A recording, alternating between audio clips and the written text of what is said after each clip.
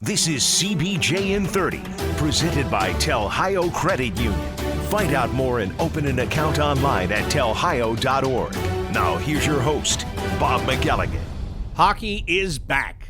Finally, training camp is over, and the regular season is just a couple of days away as we get ready to get back at it. Welcome to CBJ in 30, presented by Telhio Credit Union. I'm Bob McElligott. And I want to tell you about my fine friends at Telhio before I even get going into this, because it's a Monday Mailbag edition. I've got a lot of questions that are coming from you. I'm going to get those answers to you. But first things first, Telhio. If it's not for them, I'm not talking to you. And Telhio has plenty of things for you, like checking accounts, but not just regular checking accounts, by the way. They go above and beyond when it comes to checking. They have checking that protects. Yes, checking that protects includes things like roadside assistance. It's true. It's true. All you have to do is go to telhio.org and look it up right there. Also, maybe you've got a small business. You need a loan. Telhio is where to go. Business loans, they are made easy for you. Just go online, check it out. Those things, many other things. You don't think about your banking very often, right? You don't think about what you need unless you're in dire straits and you need it right now. So whether you're just casually starting to think about things, maybe I'm just getting you to think about your money, or maybe you are in one of those situations where you've got to think about it. Whichever way, telhio.org is where you need to go, because that's where you will find the help for you. So training camp ended yesterday in a weird way, right? The preseason ended in a weird way. The Blue Jackets were supposed to play 7 preseason games. They had played 6. They were supposed to play the St. Louis Blues yesterday late afternoon at Nationwide Arena. That never happened. The Blues were unable to get out of St. Louis because of a mechanical problem with their aircraft, so there was no game. Very odd circumstances. Now, yesterday, I know from looking online and reading things on social media, there were people that were upset about that. First of all, you were shocked, right? Never happens. Never, ever happens. You were in shock. And this is why, during the regular season, the team always goes into whatever city it's going to play in next the day before, for this very reason, because it's an insurance policy. If something happens, you don't want to be stuck and not be able to get to the game. It hardly ever happens. Now, in the last couple of years, there have been a couple of snowstorms in the Northeast that the league has postponed games and then come back and played them later in the season. But all in all, that's why you go early, because you never know what might happen. Now, in the preseason, nobody does that. You don't come in the night before. You don't spend the money on hotel rooms. You spend your time practicing at your home rink. You're always bringing a different group to those preseason games, so there's no reason to go in the night before. Well, now, right now you're saying, yeah, I can give you a reason because there was no game yesterday. And I was thinking about it. That's happened to me a couple of times in my career, not very often. I think that was the third time. Was the third time from what I could recall. And the other 2 times were in the minors. One time when I was in the East Coast Hockey League in Johnstown, and ironically, it involved Columbus, because we were supposed to play the Columbus Chill on a Friday or Saturday night. And, of course, in that league, you don't fly. You're just bussing. And Columbus was bussing over the day of the game, and the weather was bad, and there was a lot of ice on Interstate 70, and they couldn't make it all the way into Johnstown for the game. So we waited and waited. We were postponing. They thought they might be able to get moving, but then the highway continued to be shut down. They eventually had to postpone that game and play it later. Then there was another time, and I can't remember what year this is, or was, rather. I was trying to think about this all day yesterday and last night, but it was – I could probably go look it up, but it's not that important. There was one year when I was in Syracuse where we were to play the day after Thanksgiving. We were to play, I believe it was the Wilkes-Barre-Scranton Penguins we were supposed to play the day after Thanksgiving. And I had gone home for Thanksgiving. That was a 6-hour drive. So I made sure that I got back there. I got up early on Friday morning, got in the car, 6 hours, all the way back up to Syracuse. In late November is a chore in and of itself, by the way. But anyway, I got there and went to the rink, and it was the weirdest thing. So what had happened was, with Thanksgiving being a holiday and nobody was at the building, nobody from the county was at the building, somebody inadvertently either shut off or forgot to check the ice-making system, whatever case that was, I don't remember. But I can tell you this, the ice-making system shut down. So the ice, through that whole holiday, was melting, and nobody knew it until Friday when they went in for the morning skate, and now the ice was soft. And as a matter of fact, they stepped through the ice in a couple of spots. There were actually a couple of holes in the ice, and they spent all day trying to get this remedied and going out with fire extinguishers and spraying it in these holes, trying to freeze it back up and all this stuff. Anyway, they didn't cancel the game until right before game time because they tried all day to make sure the ice was going to be playable, and they thought it would be, and then as it got near game time, it wasn't playable. So those were the only other 2 times I'd been involved with a team that had a game that was affected by something from the outside where they just literally didn't play that game. Now, in the other 2 cases, we played the game at some point. Yesterday, we're not playing that game again because it was a preseason game. And there are 2 ways to look at that. Now, the way I'm going to look at it is, thank goodness, not another preseason game. I mean, the good thing about the last couple of games is it's more of a full-dress lineup and all that. You get to see more of the regular players, see how they interact and all that. But, the preseason after the 2 weeks is like our uncle. Let's just get to it. Let's get to what counts. So from my standpoint, I was not unhappy to get that call and that text yesterday on what was a beautiful summer-like Sunday afternoon in Central Ohio saying, guess what, there's no game. I was more than happy to be at home and not have to go down there and get to enjoy another day before it gets real starting on Friday.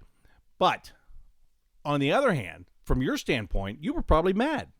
Many of you were upset. You wanted to come to that game. You wanted to see that game. You want to see the basic lineup and see how they perform, especially after what happened on Friday night against the New Jersey Devils.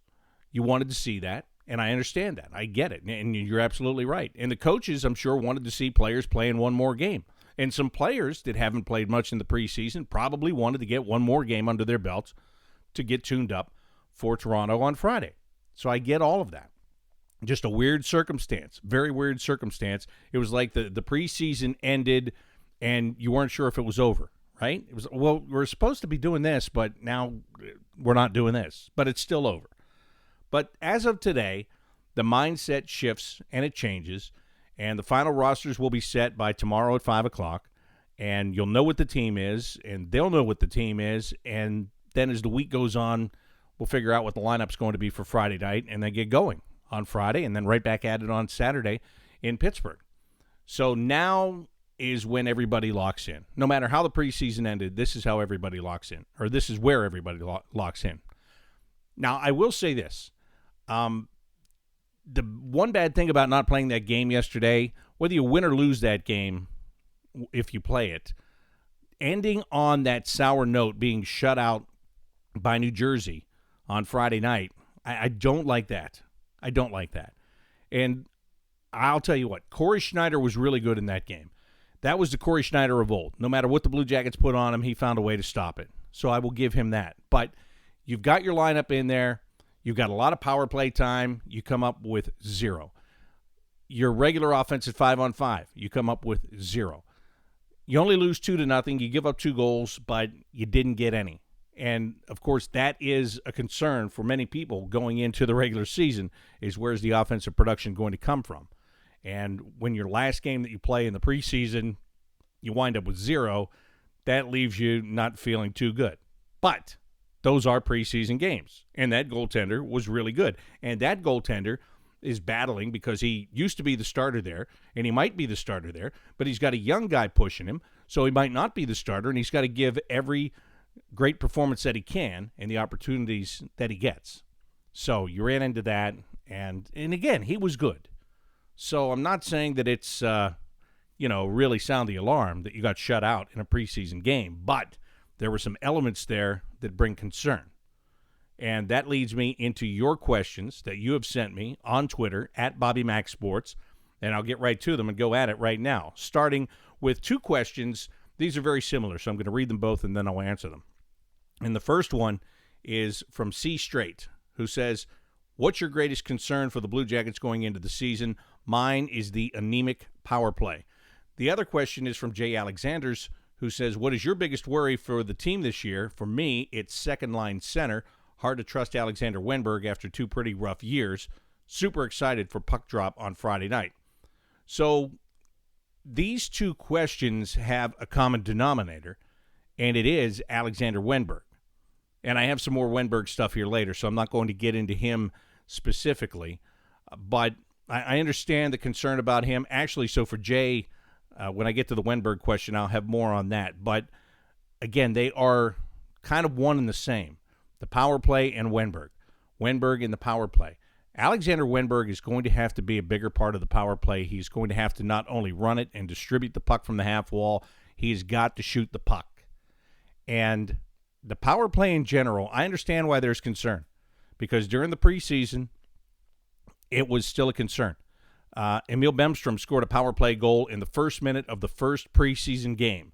To me, that was the bright spot of the power play during the preseason. Now, Bemstrom was banged up, and he didn't play against the New Jersey Devils. Would that have been different in the power play chances that they had?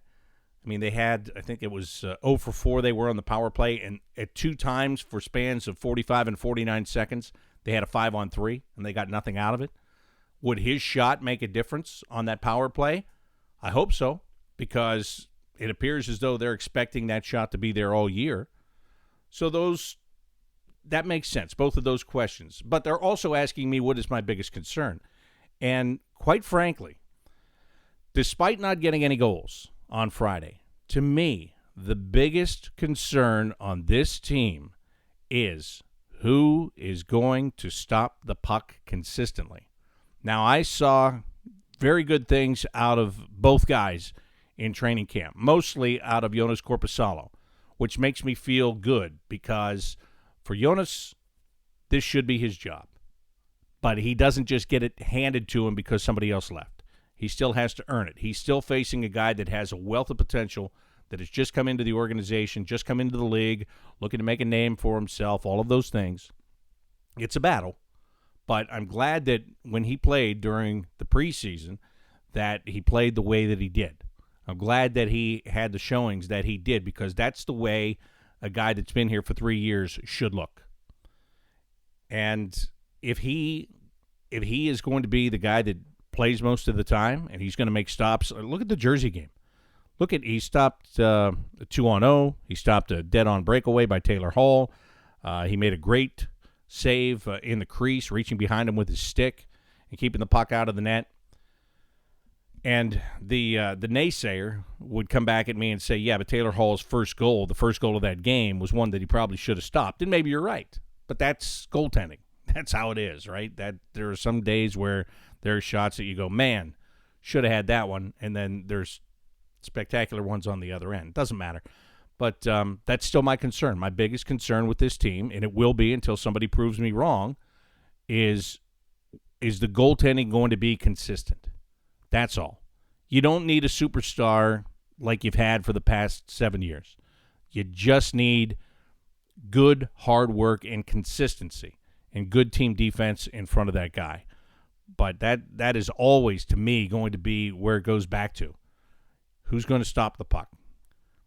Who's going to score with the puck is concerning too. Don't get me wrong. But to me, you can score 5. If you give up 6, you lose every time. So that's where my biggest concern is. It'll be right there in the blue paint of the crease between the goalposts. And when that is taken care of, I think a lot of things get taken care of. And I hope it's already taken care of, quite honestly. Jeremy G. says, what are your thoughts leading into this season? Optimistic, pessimistic, or just here to have fun? Well, I think that optimistic and just here to have fun probably go together, Jeremy, because if you're pessimistic, that's not fun. And if you really think that they're not going to be very good, you're not going to have fun throughout the course of the season. I am optimistic. What I just said about the goaltending is the only thing that is maybe a little bit pessimistic. But I'm optimistic. I think that if you lose the talent that they lost over the summer, and you're talking about only replacing 2 forwards, that's pretty darn good. That's pretty amazing, quite frankly. Now, one of those forwards you're replacing is an absolute star. There's no question about that. And what we saw on Friday night is Alexander Texier got removed from that spot We saw him all during the preseason playing with Pierre-Luc Dubois and Cam Atkinson up until the third period on Friday night, and all of a sudden he was playing with Boone Jenner and Josh Anderson, and Nick Foligno was elevated to that top line. And don't forget, John Tortorella went on record before training camp started saying that his intention was to put Foligno on that top line for his experience, for his grittiness, and for the chemistry that he has had with Cam Atkinson. So it didn't surprise me when he went there. Actually, it surprised me that he hadn't gone there in any practices or in any preseason games prior to that. But don't forget, John Tortorella was not on the bench managing the game in the previous preseason games. The only time he was running the bench was on Friday night, and he made that change after 40 minutes. Now, I'm not saying Texier is not going to start on the top line on Friday night, but I'm not saying Nick Foligno is not going to start on the top line on Friday night. But I am optimistic. I want to see. I've been telling people this for months now. I had to think. I almost said weeks, but it's now been months. I just want to see what they become. The goaltender thing, as worrisome as it is also going to be fascinating to watch to see who ends up taking that job.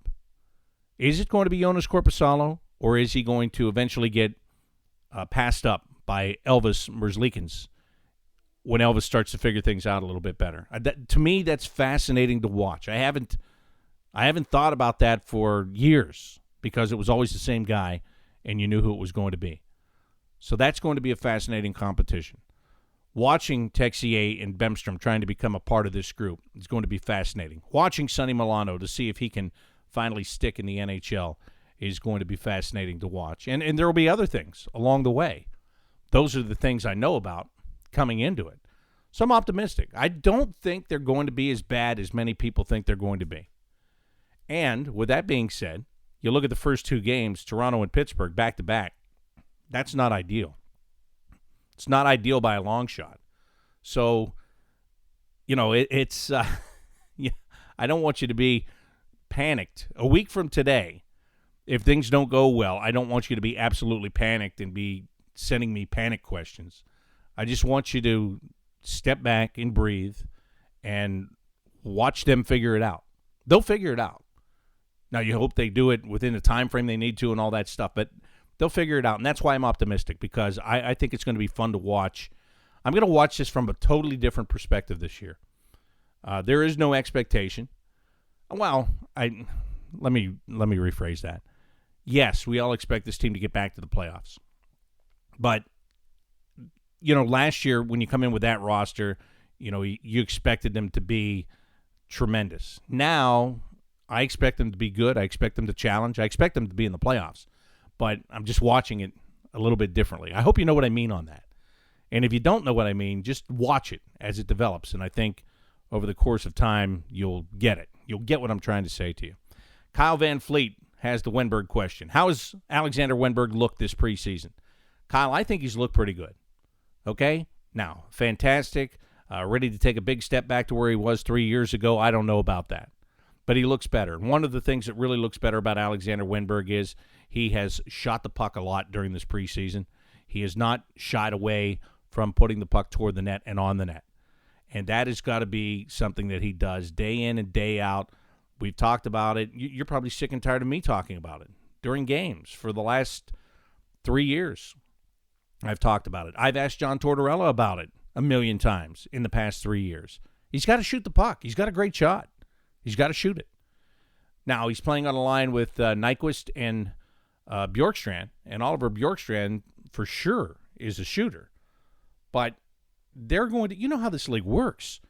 If everybody has a scouting report that Wennberg and Nyquist are going to do nothing but feed Bjorkstrand and set him up, as great as his shot is, and as much as he can score, they're going to take that away. So somebody else has to produce. Somebody else has got to put the puck in the net on that line. And to me, it's got to be, well, it doesn't have to be. I mean, Nyquist is going to get a share of goals, but Wennberg is always going to be the focus until he turns it around. Until he gets back to where he was a few years ago when he had the 60 points, he's going to be the subject of focus. even strength, power play, second-line center, all that stuff. I mean, we were sitting here 2 years ago, and I was talking about the fact that Alexander Wennberg let Pierre-Luc Dubois take his spot. He was supposed to be the top centerman on this team, and Dubois came in as a rookie and stole that away from him. Now, as I sit here today, there is zero doubt Pierre-Luc Dubois is the top centerman on this team, right? The way he's performed, the way he has grown, he is what they thought he was going to be when they drafted him. But Wennberg never challenged him. He just let him go right by. And to Dubois' credit, he hasn't given that back. Wennberg has got to do the same thing with that second center spot. He's got to lock it down. It is going to be an area of concern if he doesn't do it. It's going to be a weakness if he doesn't do it, because Boone Jenner's your third-line centerman. Is Boone Jenner going to jump up and play second-line center? He can, but that means you're not very good. And I don't mean that as a knock on Boone. Ideally, where he slots, if he's playing center, is on the third line. And last year we talked about Riley Nash having an ability to bounce around the lineup, and I'll talk about Riley in a minute. But look, that's got to be Wennberg's job. He has to make it his job, and he has to excel at that job. But how has he looked in the preseason is Kyle's question, and the answer to that is he has looked good. He needs to continue to look good. Brown-Eyed Lauren says, do you think missing out on our final preseason game will have an impact on our first few games? Only in the way of being better rested. Saturday was a day off. Today is a day off. And they didn't have to play a game yesterday, just practice. Listen, these guys are dragging. At the end of this training camp, the amount of skating that goes into a John Tortorella training camp, they are tired. So I think it's nothing but a plus. Is there a chance to get some chemistry issues ironed out with that last preseason game? Yes, and they don't have that. But all in all, by this time, they're ready to play, and I don't think missing that game is going to be a factor whatsoever. Jason Messick says, since the Blue Jackets are number 31 in salary, do you see them still working the phones early in the season for trade partners, or will it be more wait and see for the first few months? They're always going to listen. They're always going to look, Jason. That doesn't mean they're going to get on the phone and make a call. It doesn't mean they're not going to answer the phone if somebody does call. But I think they will start with this group, and they want to see what they have, and they want to see if they need to make an adjustment to it. And if they do, they will. And if they don't, if they have what they think they have in the personnel that is here, then they're going to let it roll. That's what I think. And when you say the first few months, I think if there's an indicator that this is not going to be good enough, it's not going to take months, plural, to do something about it. I think it'll get done sooner than later. Now, that being said, there could be something done by Friday. Who knows? It all depends who's out there, who's looking to move people. There are still teams over the salary cap right now that are looking to move some players. So you never know. But I'm not saying that they're going to be active. I'm going to say that they'll be looking. They'll be watching waiver wires. They'll be, looking at teams that are over the salary cap and who those teams might be moving. But it's not like they're sitting up there in the front office saying, we've got to do something before the season starts. We've got to do something in the first 2 weeks. I think they like this group, and I think they're going to let this group have the opportunity to show them what they can do. And like I said, if it doesn't work or if it's not working, then they're going to have to make tweaks to it. But for now, I think they like it. Jonathan Zygmunt, here's the question about Riley Nash, because Jonathan says, what are the expectations for Riley Nash going into this season? Jonathan, I think they're far less than last year. Last year we talked about how he can do this, and he did nothing for most of the year, quite frankly. And I don't mean that as a rip on Riley Nash. I think he was confused. I think he didn't know what his role was for most of the year last year. I think he was always trying to adapt, and I think he was, even though he's a veteran player and he was coming to his third organization, I think he thought about it too much. I think he worried too much. I think he tried too hard at times.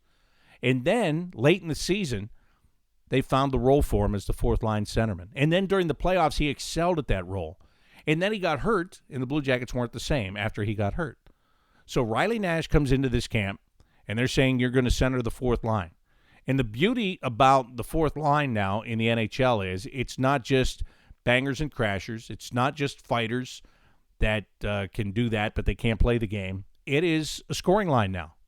It is a line that has to be responsible defensively, and it has to score because you've got to have a four-line attack. So Riley Nash fits right into that. He's a good defensive centerman. He can score, and again, he's probably going to be playing with some guys that are pretty offensively talented. We saw him in the preseason playing with Emil Bemstrom and Sonny Milano. If that happens during the regular season, he's playing with some very talented offensive guys, and I think he'll help those guys, and I think he'll make those guys better.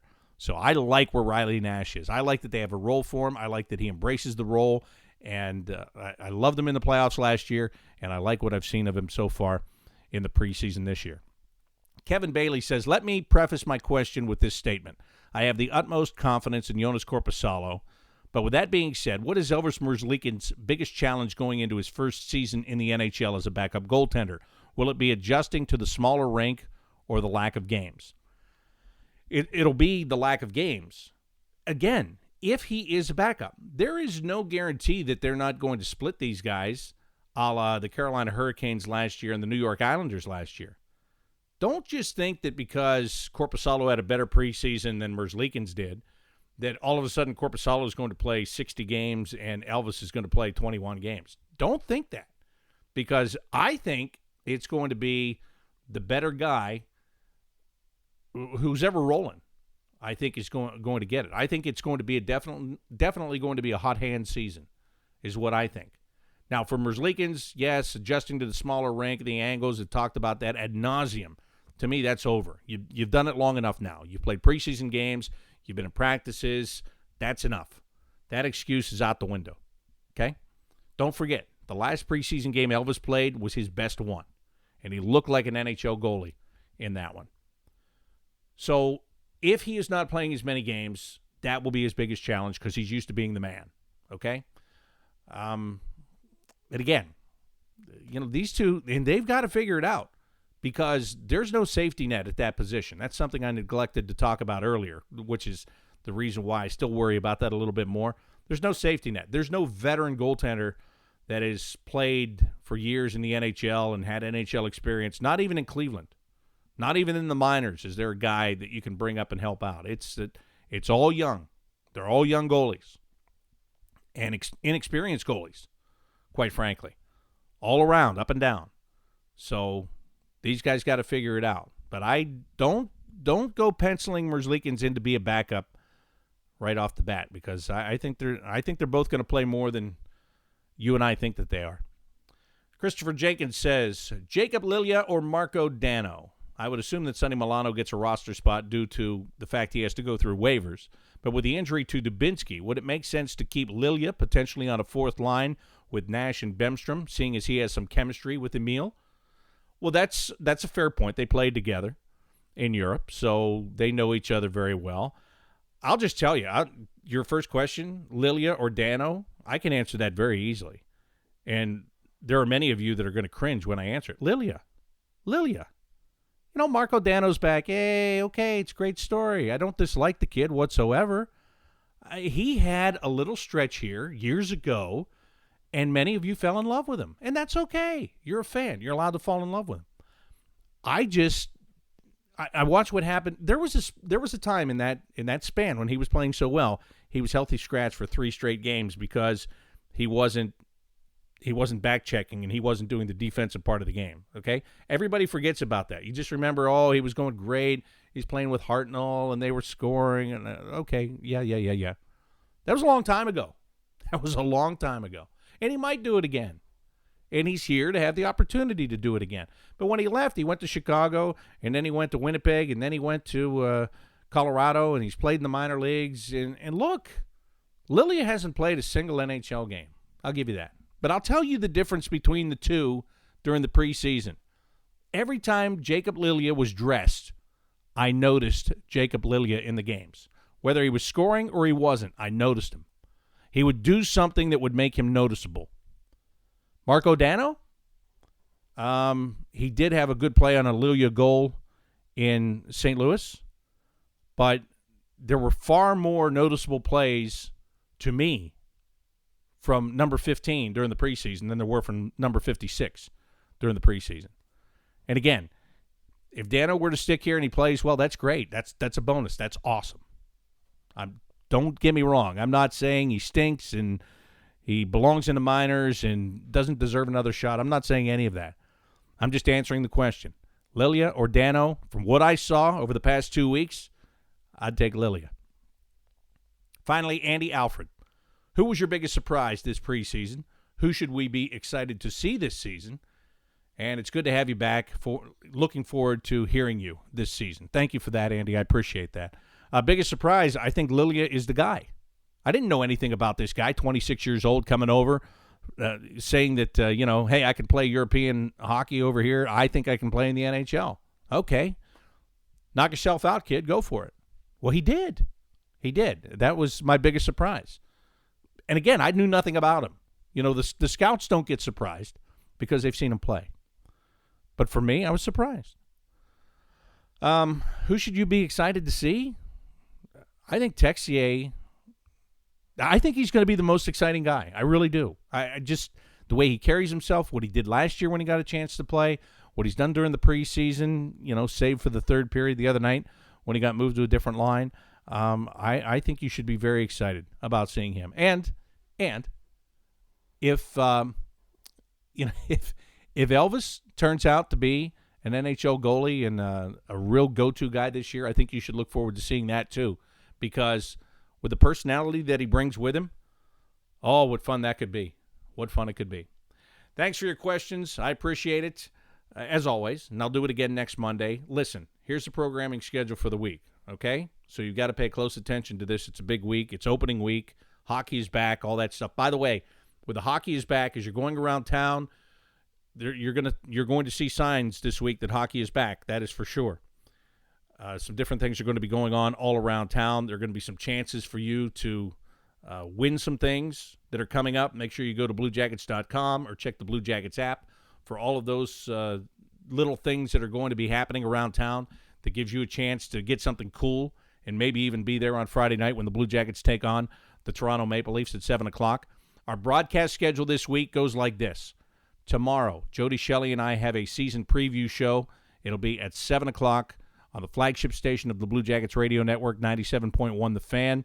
We're going to talk with Zach Werenski about his new contract. We're going to talk with Josh Anderson, who's coming off a 27-goal season last year.